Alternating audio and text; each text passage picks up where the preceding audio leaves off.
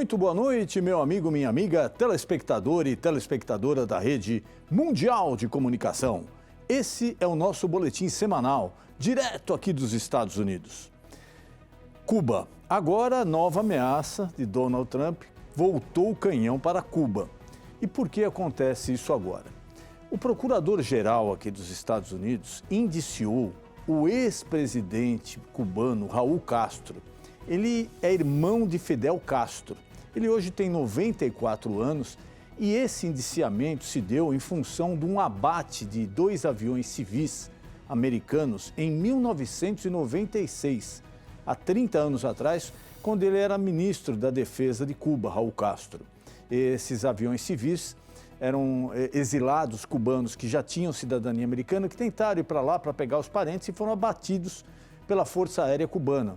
As pessoas morreram e agora esse indiciamento é muito parecido com o indiciamento de Nicolás Maduro, da Venezuela.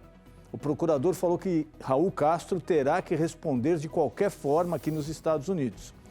E agora isso abre, já dá o que Donald Trump precisaria para uma ação militar em Cuba para poder capturar Raul Castro. Isso provavelmente vai acontecer se não houver alguma composição entre os dois países, inclusive o porta-aviões Nimitz, que estava aí no Brasil a semana passada, já está no Mar do Caribe, muito próximo a Cuba.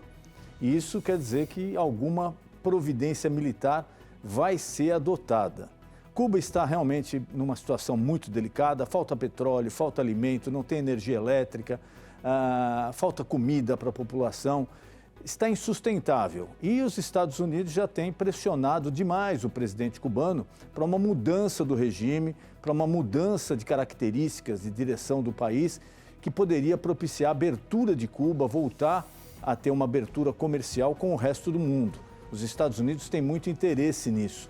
E agora, com esse motivo dado pelo procurador-geral de indiciamento de Raul Castro, a ação militar em Cuba é muito provável que aconteça. Inclusive, Donald Trump já havia falado, quando ele capturou Nicolás Maduro, ele falou que a próxima seria Cuba.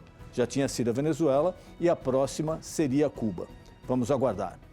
A taxa de financiamento de imóveis aqui nos Estados Unidos subiu novamente. Isso é um mau sinal. Por quê? O ramo imobiliário aqui nos Estados Unidos, ele alavanca demais a economia. A construção civil aqui é uma das principais responsáveis pelo crescimento da economia nos Estados Unidos. E quando a taxa de financiamento sobe, como vem subindo nesses últimos meses, isso inibe o comprador de contrair um financiamento, porque a parcela fica mais cara. Então ele não pega o financiamento, a construtora não vende a casa. Se ela não vender a casa, ela não contrata mais pessoas para construir outras casas. E o banco não deixa, o banco começa a não ter lucro porque não tem ninguém para ele emprestar o dinheiro para comprar a casa. Então a roda vai travando. Isso daí é um sinal preocupante para uma economia que já vem sofrendo um processo inflacionário. Voltou a subir a inflação aqui nos Estados Unidos. E o principal vilão é o petróleo, que essa semana, no começo da semana tinha dado uma caída, agora voltou de novo, já está acima de $100 o barril novamente. E isso já reflete no bolso do consumidor americano. Toda hora que você para encher o tanque, comprar algum produto, você vê que o preço subiu e subiu muito. Tanto é que a inflação veio em níveis superiores aos que eram até previstos. Ela atingiu um nível bem superior e os economistas demonstram uma preocupação que para esse mês de maio ela vem ainda maior do que no mês de abril. Vamos falar um pouquinho sobre imposto de renda. E não é aí do Brasil, não, é daqui mesmo.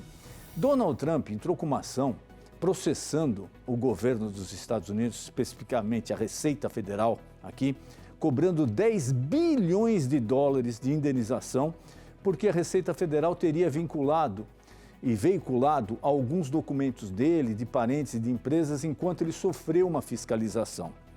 Esse processo já estava na Justiça há algum tempo, agora chegaram a um acordo. Donald Trump não vai cobrar essa multa, o imposto de renda aqui não vai divulgar mais nenhum material relativo a estas investigações, nem dele, nem das empresas, nem de parentes, e o processo vai acabar.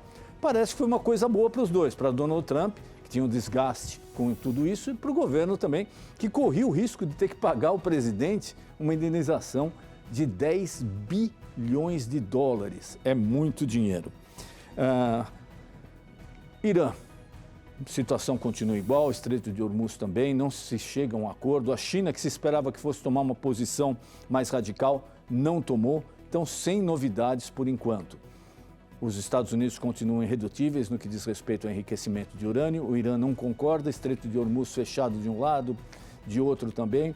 O mundo sofrendo com a alta do petróleo e a economia mundial já vai ressentindo os efeitos do possível racionamento de petróleo e também do custo elevado. Denis Munhoz, direto dos Estados Unidos para os telespectadores da Rede Mundial de Comunicação.